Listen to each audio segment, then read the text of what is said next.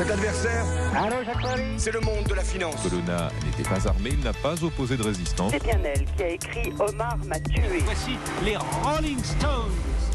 Il y a un demi-siècle, le championnat du monde d'échecs en Islande met à l'affiche une finale entre un Américain et un Soviétique. Boris Fischer face à Boris Spassky. Bonjour Lord d'Autriche. Bonjour Dimitri, bonjour à tous. Alors évidemment, dans ce contexte à l'époque de la guerre froide, les deux joueurs vont symboliser leur système politique. Oui, c'est un duel Est-Ouest. D'un côté, Bobby Fischer, 29 ans, 8 fois champion des États-Unis. De l'autre, Boris Spassky, 35 ans, devenu maître international à 16 ans, pur produit de l'école soviétique. Et devant leur télévision, 50 millions de téléspectateurs suivent le match en direct. Je suis pour celui qui joue le mieux. Je m'en fous de leur nationalité et de leurs opinions. Et à votre avis, qui joue le mieux alors ?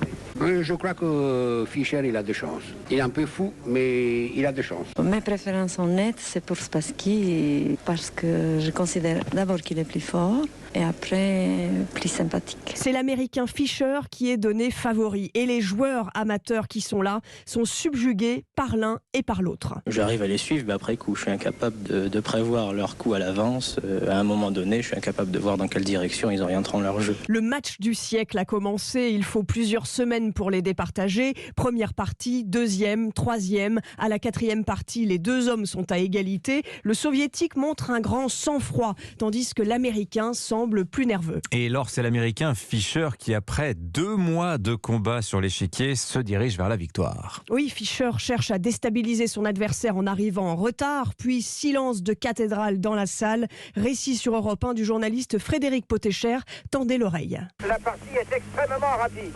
Fischer se lève, va se promener. On le voit qui se plaint. Il est allé trouver l'arbitre. Il se plaint qu'il y a trop de bruit. Et puis il revient, se balance sur sa chaise. Dans la 6e partie, le soviétique est battu pour avoir mis trop de temps à jouer ses coups. Et le 2 septembre 1972, Bobby Fischer gagne finalement ce match. Le chanteur Georges Moustaki commente le résultat sur Europe 1. J'ai une tendresse pour Spassky, d'abord parce que c'est un très grand joueur d'échecs.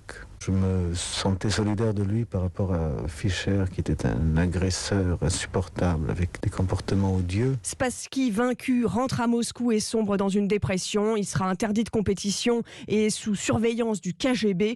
Fischer, lui, ne disputera plus jamais de compétition officielle. Il refusera de défendre son titre. Merci beaucoup Lord d'Autriche. Et dire qu'il y a 50 ans, on commentait une partie d'échecs sur Europe 1 comme une partie de football de nos jours. Il est 7h27.